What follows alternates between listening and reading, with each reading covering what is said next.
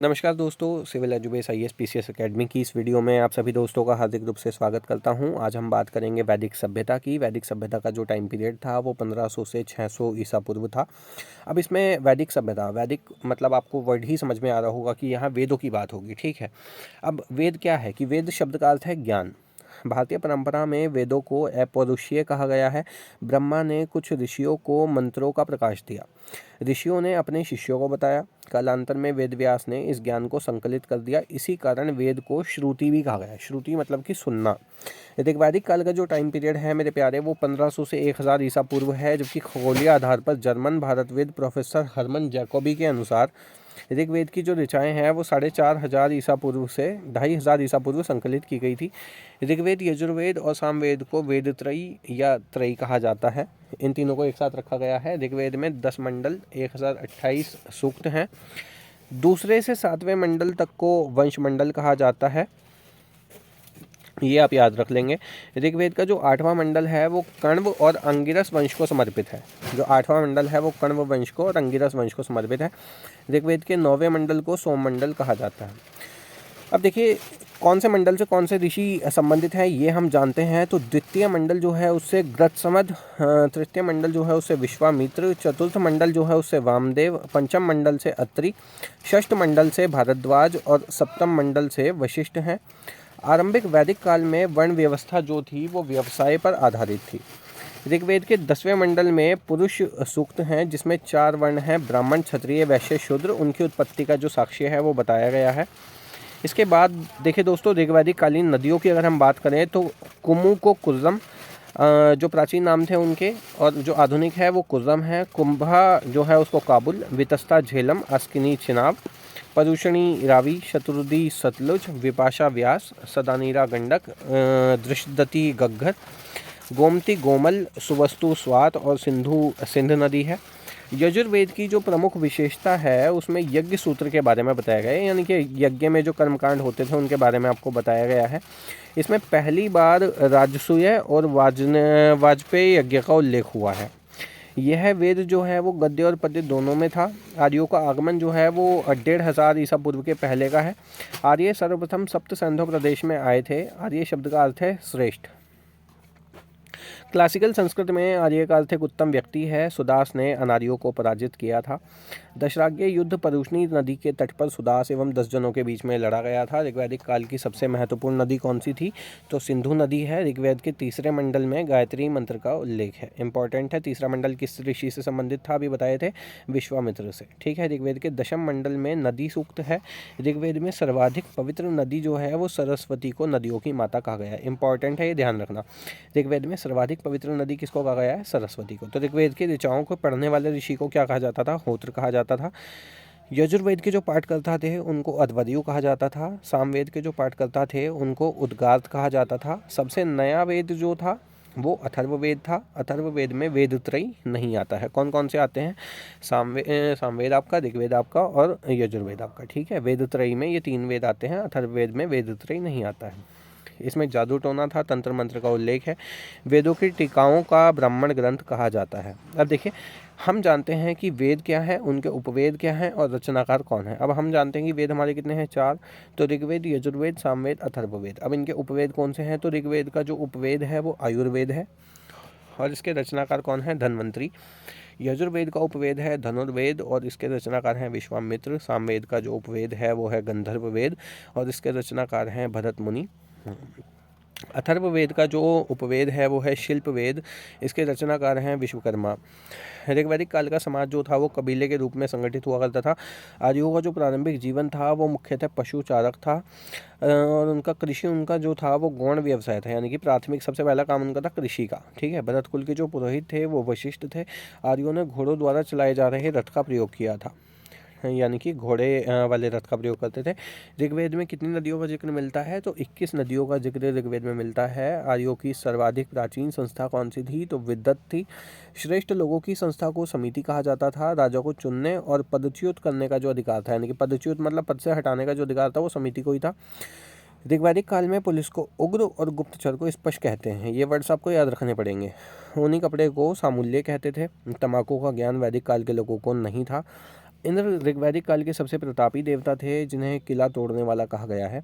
ऋग्वेद में इंद्र का सर्वाधिक 250 बार उल्लेख हुआ है। अब कृषि संबंधी शब्दावली क्या है कि लांगल जो है वो हल, वृष मतलब बैल, उर्वरा मतलब जुते हुए खेत, सीता मतलब हल से बनी नालियाँ, और अवट आपका कुआं, पर्जन्य मतलब बादल, करीश मतलब गोबर या खाद, और स्थवी मतलब अनाज जमा करने वाले जो कोठार होते थे, अन्नागार होते थे, अन्न के बड़े बड़े भंडार होते थे, उनको स्थवी कहा जाता था। कीनाश मतलब हलवाहे। ठीक है। अब उत्तर वैदिक काल के जो सर्वाधिक प्रतापी देवता थे वो कौन थे? प्रजापति थे। ठीक है। और प्रजापति की 2 पुत्रियां बताई गई हैं। ठीक है। वो कौन कौन सी हैं आप मुझे कमेंट में बता दो। शूद्रों के जो देवता थे वो पूषण थे, जो पशुओं से भी संबंधित थे। आश्रम व्यवस्था का जो सर्वप्रथम उल्लेख है वो छांदोग्य उपनिषद में मिलता है। आश्रम व्यवस्था के बारे में थोड़ा सा जान लेते हैं। आश्रम व्यवस्था में कहा गया था कि मनुष्य के जीवन को जो है वो 100 वर्षों में विभाजित किया गया था। तो जो शुरू के 25 वर्ष होते थे व्यक्ति के, वो क्या कहे जाते थे? ब्रह्मचर्य।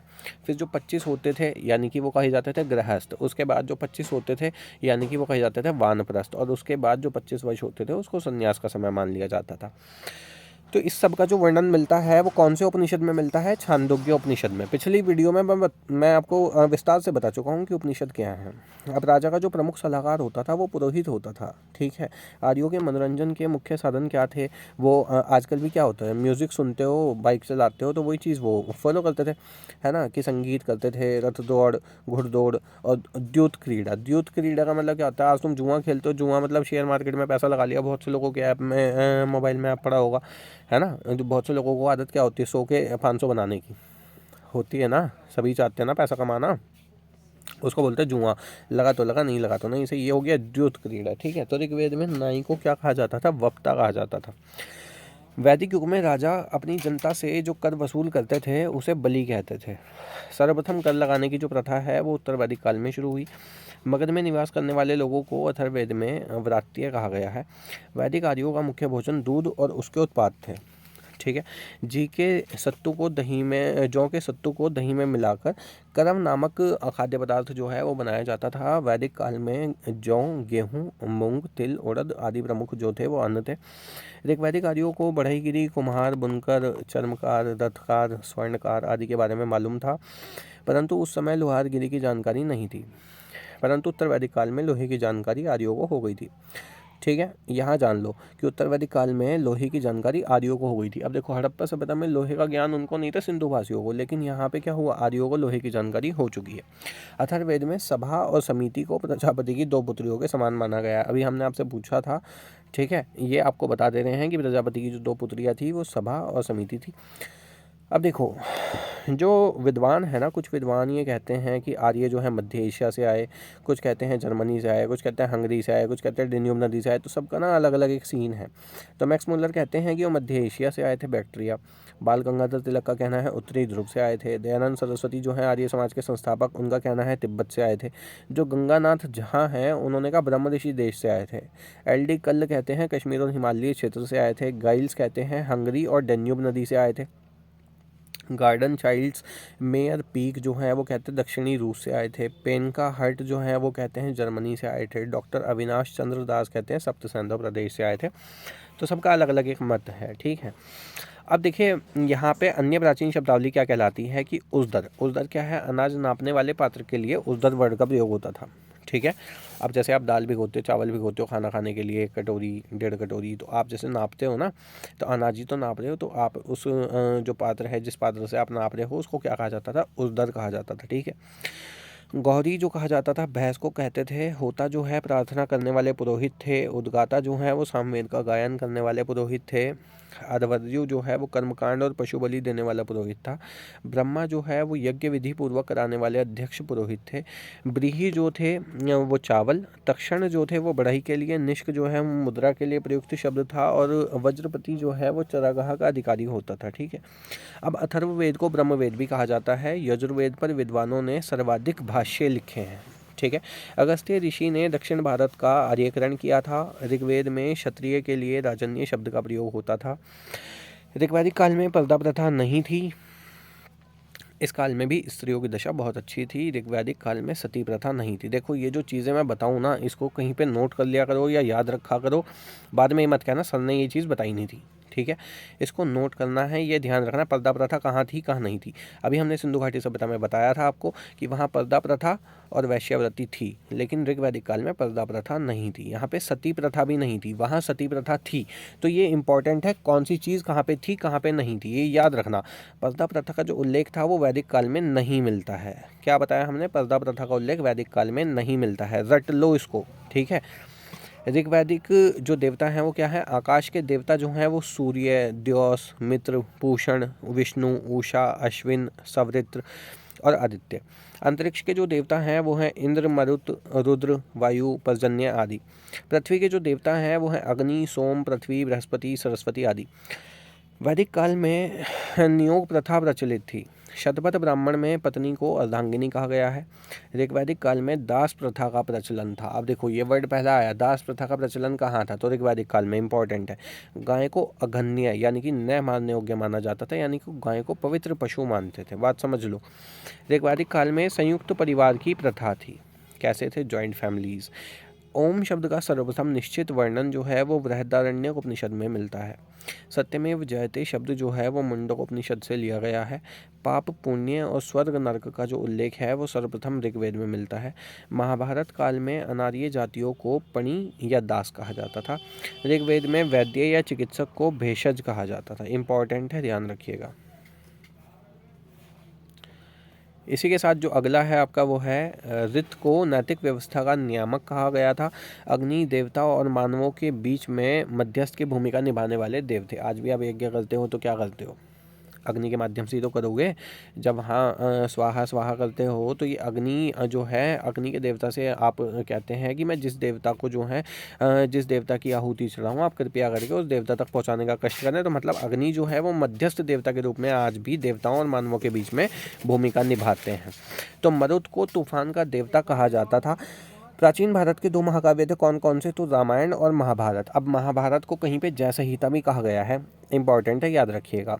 वैदिक लोगों द्वारा तांबे का प्रयोग पहले किया गया था, ठीक है, इंपॉर्टेंट है, याद रखिएगा। अब जो उत्तर वैदिक काल का जो अब तक हम क्या पढ़ रहे थे, ऋग्वैदिक काल, ठीक है। अब हम पढ़ेंगे क्या, उत्तर वैदिक काल। उत्तर वैदिक काल का जो समय है वो क्या है, 1000 से 600 ईसा पूर्व। उत्तर वैदिक काल कौन सा काल है, ऋग्वैदिक काल के बाद आने वाला जो समय है उसको उत्तर वैदिक काल कह दिया हमने। पुरातात्विक स्रोत क्या है, जो हमें मिला है वो है चित्रित धूसर मृदभांड मिले हैं। मृदभांड मतलब कि बर्तन, इससे कंफ्यूज मत हुआ करो। मृदभांड मतलब मिट्टी का बर्तन, ठीक है। और चित्रित धूसर का मतलब क्या, उस पर चित्र मतलब कि पेंट वगैरह का प्रयोग होता था, लाल काले पेंटिंग होती थी उस पर, ठीक है। लोहा मिला है और स्थायी निवास मिला है, यानी कि जो व्यक्ति था ना ऋग्वैदिक इसका उत्तर वैदिक काल का, वो स्थायी था, परमानेंट था, जैसे आप आज परमानेंट रहते हो अपने घर में, ठीक है। ऐसा तो नहीं कि आज कहीं पाए जा रहे हो, 4 दिन बाद कहीं पाए जा रहे हो, 5 दिन बाद कहीं पाए जा रहे हो, ऐसा तो नहीं है ना। तो स्थायी निवास है, ठीक है। जब आदमी एक ही जगह पे अपना घर बना के रहता है वो स्थायी निवास, परमानेंट रेजिडेंट, ठीक है। जैसे कि आपका फॉर्म भरा जाता है, वहाँ पे आपसे क्या पूछता है, परमानेंट रेजिडेंट बताओ। आधार कार्ड पे जो आपके एड्रेस होगा वो आपका परमानेंट निवास है, ठीक है। साहित्यिक स्रोत क्या है, साहित्यिक स्रोत मतलब कि सामवेद, यजुर्वेद, अथर्ववेद, आरण्यक से, उपनिषद से, इन सब से क्या पता चलता है, इन सब से पता चलता है उत्तर वैदिक काल के बारे में। अब लोहे के प्रयोग का सबसे पहले साक्ष्य कहाँ मिला है, तो अंतरजी खेड़ा 1050 में मिला है। गांधार क्षेत्र से 1000 में मिला है। ये गांधार क्षेत्र जो है भैया अब नहीं है हमारे पास, ये पाकिस्तान अफगानिस्तान की तरफ का है। गंगा यमुना दोआब जो है वहाँ से 800 ईसा पूर्व में मिला है। 4 पुरातात्विक स्थलों की खुदाई हुई थी, जखेड़ा, हस्तिनापुर, नोहो और अंतरजी खेड़ा। इसमें सर्वाधिक लोहे के अस्त्र मिले हैं, लोहे के शस्त्र मिले हैं, ठीक है, याद रखिएगा। अस्त्र वो होता है जो यहीं से मारा और आपको दूर जाके लग रहा है। शस्त्र मतलब जिससे लड़ते हैं हम, जैसे तलवार हो गया, ठीक है। अस्त्र का मतलब हमने फेंक के मार दिया और वो जो है जा रहा है, ठीक है। जैसे आपका क्या है, बंदूक, आप दूर से भी चला सकते हो तो आदमी मर जाएगा। और तलवार है जैसे, ठीक है, कटार है तो आपको पास जाके ही लड़ना पड़ेगा। भाला है, ठीक है, बर्छी है, ये आपको क्या करना पड़ेगा, ये आपको लड़ना ही पड़ेगा इससे। गदा है, ठीक है, तो ये चीज़ है। अब ये मत कहना सर हम तो गदा भी फेंक के मार देंगे तो वो प्रहार कितना उसका रेंज होगा, रेंज तो नहीं होगा ना उसका।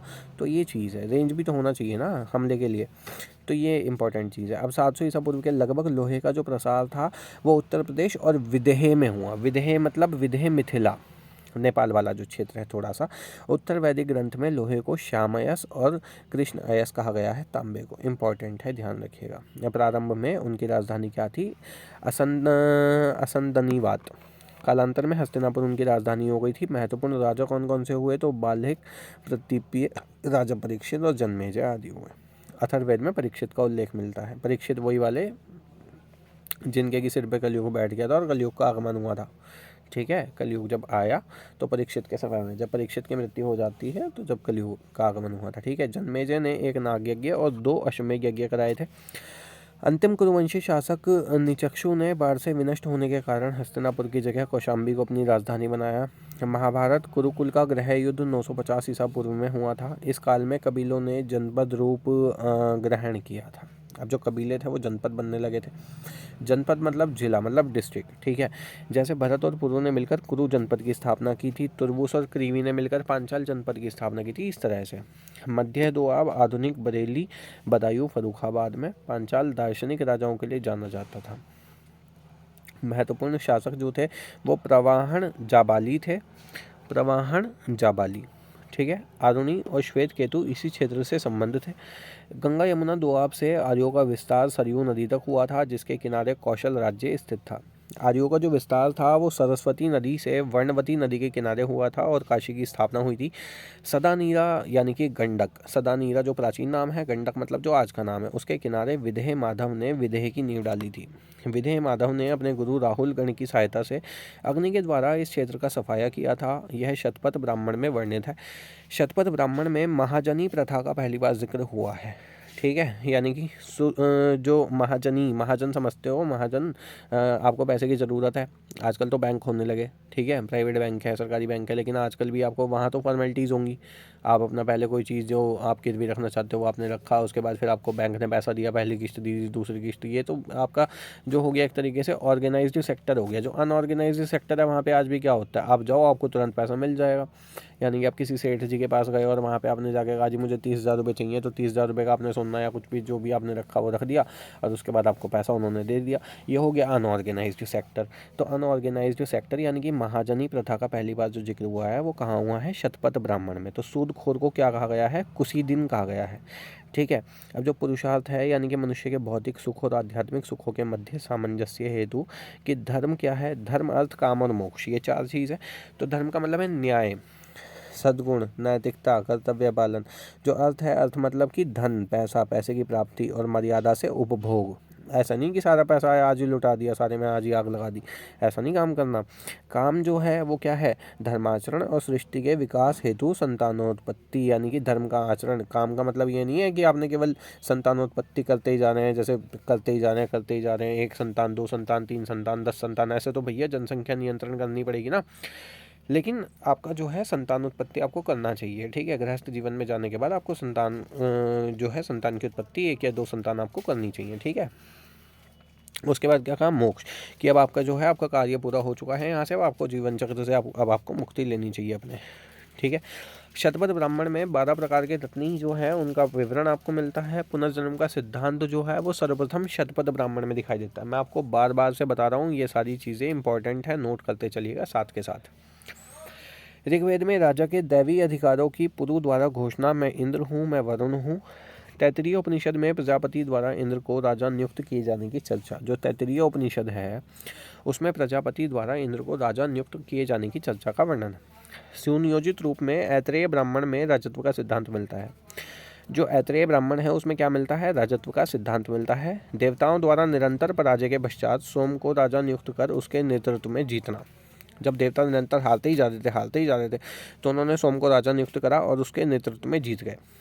ठीक है, राजा की शक्ति में वृद्धि और राजपद जो है वो वंशानुगत हुआ। वंशानुगत का मतलब अब मेरा लड़का, फिर उसके बाद उसका लड़का, फिर उसके बाद उसका लड़का, मतलब कि ये जो गद्दी है ना वो एक ही परिवार में रह जाएगी। वंशानुगत का मतलब ये होता है। आज का क्या है? लोकतंत्र का शासन है। लोकतंत्र का मतलब क्या हुआ? जनता जिसे जिता देगी वही मालिक है। और वंशानुगत का मतलब क्या हुआ? वंशानुगत मतलब कि जैसे एक परिवार का ही शासन चलता रहेगा बस हमेशा, समझ रहे हो? अब चाहे राजा कोई भी हो, आएगा उसी परिवार से, ये ध्यान रखिएगा। उसके चाचा का, मामा का, फुप्पे का लड़का, कोई भी हो, वो आएगा उसी के परिवार से। इसको बोलते हैं वंशानुगत। और वंशानुगत दरअसल बोलते क्या है कि अब मैं फिर मेरा पुत्र, फिर उसका पुत्र, फिर उसका पुत्र, फिर उसका पुत्र, ये होता है। वैसे कायदे में तो वंशानुगत तो कि एक ही वंश। ठीक है, तो शतपथ ब्राह्मण में राजा के निर्वाचन की चर्चा है कि राजा का जो इलेक्टोरल कॉलेज था वो कैसे होता था। निर्वाचित राजा विशपति कहलाते थे। अब जो निर्वाचित हो जाते थे, जो चुन लिए जाते थे, वो विशपति कहलाते थे। शतपथ ब्राह्मण में अत्याचारी शासक जो थे वो दुष्ट हितु पौसायन को सर्जन द्वारा सिंहासनाच्युत, यानी कि सिंहासनाच्युत, यहाँ जो आपको ये वर्ड पढ़ने के लिए मिलता है ना, च्युत, तो इसका मतलब क्या है? इसका मतलब है पद से हटाना, सिंहासन से हटाना, किए जाने की जानकारी देता था। दो तांडीय ब्राह्मण हैं। तांडीय ब्राह्मण में प्रजा द्वारा राजा के विनाश के लिए एक विशेष यज्ञ किए जाने का उल्लेख है। शतपथ ब्राह्मण में अब राजा को राष्ट्रिक कहा जाने लगा, जो निरंकुशता पूर्वक प्रजा की संपत्ति का उपभोग करता था। शतपथ ब्राह्मण में राजा को विषमता कहा गया है। ऐतरेय ब्राह्मण में राजा को उत्तर में विराट, दक्षिण में भोज, पूर्व में सम्राट और पश्चिम में स्वराट कहा जाता था। उत्तर वैदिक काल में 3 आश्रम थे, ब्रह्मचर्य, गृहस्थ और वानप्रस्थ होता था। देखो इंपॉर्टेंट है, मैंने आपको पहले ही आश्रम व्यवस्था बता चुका हूँ। सबसे पहले आश्रम व्यवस्था जो है वो छांदोग्य उपनिषद में मिलेगी, मैं दोबारा रिपीट कर रहा हूँ। और यहाँ उत्तर वैदिक काल में 3 आश्रम होते थे, ब्रह्मचर्य, गृहस्थ और वानप्रस्थ, यानी कि अब वो संन्यास वाला जो सीन था वो हट चुका था। परंतु कालांतर में संन्यास नाम से चौथा आश्रम भी इस व्यवस्था का अंग बन गया। ठीक है, 4 आश्रम व्यवस्था बुद्ध काल और सूत्र काल में स्थापित हुई। इंपॉर्टेंट है, याद रखिएगा। यम और नचिकेता और उनके बीच 3 वर प्राप्त करने की कहानी कठोपनिषद में वर्णित है। छांदोग्य उपनिषद में इतिहास पुराण को स्पष्ट रूप से क्या कहा गया है? पंचम वेद कहा गया है। अथर्व वेद में मवेशियों की वृद्धि के लिए प्रार्थना की गई है। उत्तर वैदिक काल में गोत्र व्यवस्था स्थापित हुई। ठीक है, उत्तर वैदिक काल में ही मूर्ति पूजा का प्रारंभ हुआ। अथर्ववेद में सभा समिति को प्रजापति की 2 पुत्रियां कहा गया है। जाबालोपनिषद में प्रथम बार चारों आश्रम की चर्चा हुई है। ठीक है, वर्णन सबसे पहले कहाँ मिला था? छांदोग्य उपनिषद में। इंपॉर्टेंट है, ध्यान रखना। ठीक है, वर्डिंग्स का ही फर्क होता है केवल। आयोग जो पूछता है ना, केवल वर्डिंग्स का ही फर्क मिलेगा आपको। ऐतरेय ब्राह्मण द्वारा बहु विवाह के प्रचलन का संकेत मिलता है। विधवा विवाह का प्रचलन कहाँ मिलता है? तैत्तिरीय संहिता में। ठीक है, विधवा पुत्र को देदीपत्य कहा जाता था। जो विधवा पुत्र, जो औरत विधवा हो जाती थी, उसके पुत्र को क्या कहा जाता था? देदीपत्य। शतपथ ब्राह्मण में कृषि की समस्त प्रक्रिया का वर्णन मिलता है। काठक संहिता में 24 बैलों द्वारा खींचे जाने वाले हलों का उल्लेख मिलता है। उत्तर वैदिक काल में वेद विरोधी और ब्राह्मण विरोधी धार्मिक अध्यापकों को श्रमण नाम से जाना जाता था। अथर्ववेद के अनुसार राजा को आय का 16वां भाग मिलता था। शतपथ ब्राह्मण में एक स्थान पर क्षत्रियों को ब्राह्मणों से श्रेष्ठ बताया गया है। अथर्ववेद में सिंचाई के साधन के रूप में वर्णाकूप और नहर कुल्या का उल्लेख मिलता है। अथर्ववेद में परीक्षित को मृत्युलोक का देवता बताया गया है। और छांदोग्य उपनिषद में एक दुर्भिक्ष का उल्लेख मिलता है। दुर्भिक्ष। अब जानते हैं सिंधु और वैदिक सभ्यता में अंतर। ये इंपॉर्टेंट है, ध्यान रखिएगा। देखो, वैदिक सभ्यता क्या थी? ग्रामीण सभ्यता थी, जबकि ये क्या थी? नगरीय सभ्यता। यहाँ लोहे से बने उपकरण मिले हैं, लेकिन यहाँ लोहे से बने उपकरण नहीं मिले हैं। ये इंपॉर्टेंट है, यहाँ पढ़ लेना, पूरा आपका क्लियर हो जाएगा। वैदिक सभ्यता में घोड़ा एक महत्वपूर्ण पशु था, लेकिन यहाँ घोड़े के निश्चित साक्ष्य नहीं मिले हैं। घोड़े के साक्ष्य मिले हैं तो कहाँ से मिले हैं? सुरकोतदा से। देखो भैया, इंपॉर्टेंट है, इसको पढ़ लेना ध्यान से। यहाँ गाय को विशेष स्थान प्राप्त था। कैसा माना गया है यहाँ गाय को? यहाँ पे अघन्या मतलब न मारे जाने योग्य बताया है। लेकिन मुद्राओं पर गाय का अंकन नहीं है, यानी कि यहाँ पे गाय की उपस्थिति जो है वो दर्ज नहीं की गई है। यहाँ मूर्ति पूजा के निश्चित साक्ष्य नहीं मिलते हैं, लेकिन यहाँ पे क्या हुआ कि मृण मूर्तियों और पाषाण मूर्तियों से पता चलता है कि यहाँ मूर्ति पूजा थी थोड़ी बहुत। आर्य अस्त्र शस्त्र और कवच जैसे कि इस्तेमाल करते थे, तो यहाँ रक्षा उपकरण जैसी कोई वस्तु प्राप्त नहीं हुई है। व्याघ्र का उल्लेख नहीं मिलता है। हाथी का उल्लेख भी कम ही मिलता है। यहाँ पे मोहरों पे जो बाघ है और हाथी है उसका अंकन जो है वो पर्याप्त मात्रा में है। ठीक है, वैदिक धर्म जो था वो पुरुष देवता प्रधान था, जबकि मातृ देवी की पूजा का प्रचलन क्या था? वो ज़्यादा था। अब देखिए, कोई भी व्यक्ति होता है तो सबसे पहले उसके 16 संस्कार प्राप्त होते हैं। 16 संस्कार तो जन्म से मृत्यु तक ये चलते रहेंगे। ठीक है, अभी आपके भी रुके हुए हैं कुछ संस्कार, अभी जानते हैं कौन कौन से। सबसे पहले क्या हुआ? सबसे पहले हुआ गर्भाधान, मतलब कि संतान की प्राप्ति के लिए गर्भाधान संस्कार। अब उसके बाद दूसरा होता था पुंसवन संस्कार, यानी कि पुत्र प्राप्ति अगर आपको करनी है तो पुंसवन संस्कार। उसके बाद सीमांतोन्नयन, यानी कि गर्भ में संतान की रक्षा। अभी गर्भ से बाहर नहीं आया, अभी 3 संस्कार गर्भ में ही हो चुके। सीमांतोन्नयन, गर्भ से संतान की रक्षा करने के लिए। और जात कर्म है कि बच्चे का उत्पन्न, अब बच्चा आया है जात कर्म पे, कहते हैं ना जात देनी है, जात चलती है कुछ लोगों में, ध्यान रखना। तो बच्चे के उत्पन्न होने पे किया जाने वाला संस्कार। अब कुछ लोग कह रहे हैं 6 साल के बाद करेंगे, 10 साल के बाद करेंगे, जात दे रहे हैं जी, है ना। तो वो चीज़ होती है, कुछ लोग हाथ के हाथी कर देते हैं तो वो जात कर्म है। नामकरण क्या है? अब नाम रखा जाने वाला संस्कार, अब बच्चे का हमने नाम रखा तो नामकरण संस्कार। फिर निष्क्रमण यानी कि पहली बार जब वो घर से निकलेगा वो निष्क्रमण जो संस्कार है उसका। फिर है अन्नप्राशन, ये 7वां संस्कार है, यानी कि जो नवजात शिशु है उसको भोजन के रूप में जब पहली बार हमने अन्न दिया वो अन्नप्राशन संस्कार कहलाया। उसके बाद उसका चूड़ाकर्म संस्कार। चूड़ाकर्म का मतलब क्या हुआ? मुंडन संस्कार। फिर कर्ण छेदन संस्कार यानी कि कान में छेद कराना। विद्यारंभ मतलब शिक्षा प्रारंभ करने का संस्कार। उपनयन संस्कार क्या है कि जब उसको यज्ञोपवीत यानी कि जब जनेयू धारण कराया जाएगा तो यज्ञोपवीत धारण कराया जाएगा, उसको उपनयन संस्कार कहलाता है। फिर वेदारंभ कहा है, यज्ञोपवीत के बाद वो वेद पढ़ने के काबिल हो गया। जब यज्ञोपवीत हो जाता है तो मतलब वो वेद आरंभ कर सकता है, वेदारंभ संस्कार उसका हो सकता है, यानी कि वेद का अध्ययन अब वो प्रारंभ कर देगा। केशांत यानी कि केश का अंत अर्थात मुंडन, केशांत संस्कार। फिर समावर्तन यानी कि शिक्षा की समाप्ति पे भी उसका समावर्तन संस्कार होगा। फिर विवाह संस्कार होगा, यानी कि शादी के समय जब उसका संस्कार होगा वो विवाह संस्कार। और अंत्येष्टि संस्कार, जबकि व्यक्ति दुनिया को छोड़ता है, मृत्यु को प्राप्त करता है, मोक्ष की प्राप्ति करता है, तब वो क्या कहलाएगा? उसका दाह संस्कार कहलाता है। ठीक है।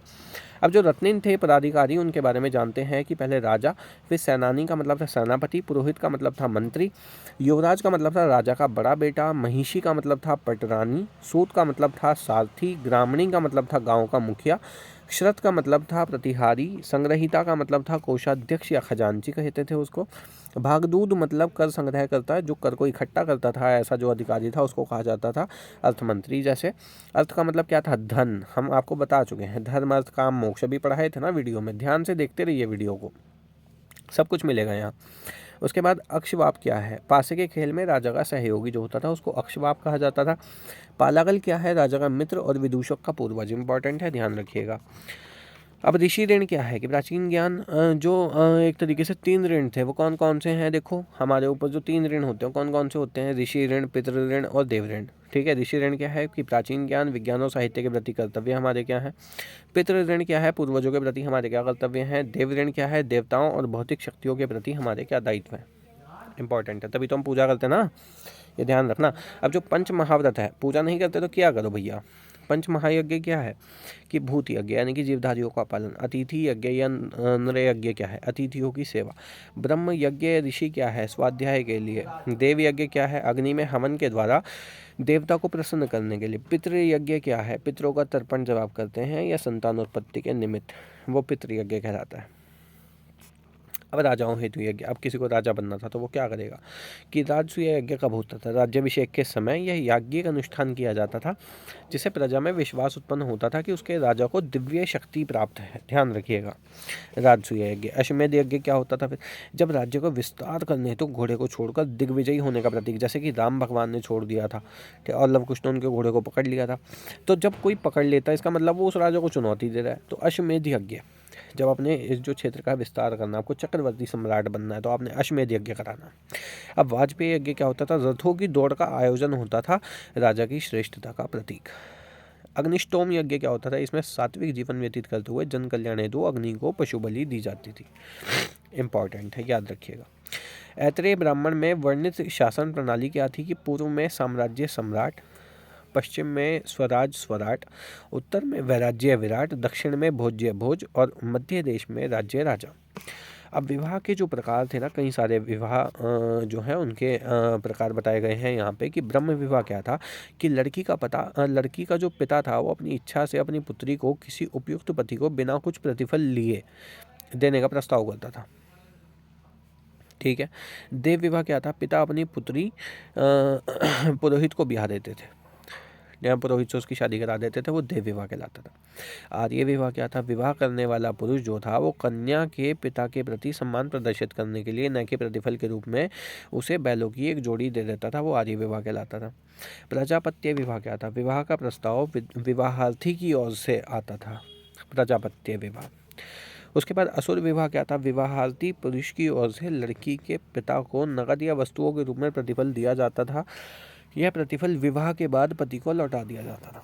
असुर विवाह कहते थे इसको। गंधर्व विवाह क्या था? प्रेम विवाह, यानी कि माता पिता की अनुमति नहीं मिलती थी, जैसे लव मैरिज बोलते हो आज, वो गंधर्व विवाह है। राक्षस विवाह क्या है? कन्या का अपहरण कर विवाह करना, ये राक्षस विवाह है। ठीक है, कन्या को ज़बरदस्ती उठा के ले आया, उसका अपहरण करा, उसके विवाह कर लिया, और राक्षस विवाह हुआ। पिशाच विवाह क्या हुआ, कन्या से बलात्कार करके उसका विवाह कर लिया, पहले बलात्कार करा फिर उसके बाद विवाह कर लिया, वो पिशाच विवाह हुआ। असुर विवाह केवल वैश्यों शूद्र में प्रचलित था, गंधर्व विवाह केवल क्षत्रियों में प्रचलित था, राक्षस विवाह जो था वो क्षत्रियों के लिए विहित था, मतलब मना था उनके लिए। राक्षस और पिशाच विवाह जो था वो बिल्कुल घोर निंदनीय था। ब्राह्मणों के लिए सिर्फ प्रथम 4 विवाह ही विहित थे, इंपॉर्टेंट, ध्यान रखिएगा। इसके बाद वेदों के ब्राह्मण, आरण्यक, उपनिषद, पुरोहित और उपवेद क्या हैं कि ऋग्वेद के जो ब्राह्मण हैं वो ऐत्रेय और कौशितकी हैं, आरण्यक हैं इनके ऐत्रेय कौशितकी, उपनिषद हैं इनके ऐत्रेय कौशितकी, पुरोहित हैं होत्र और उपवेद है आयुर्वेद, और इसके जनक कौन थे, धन्वंतरी। ठीक है, याद रखिएगा।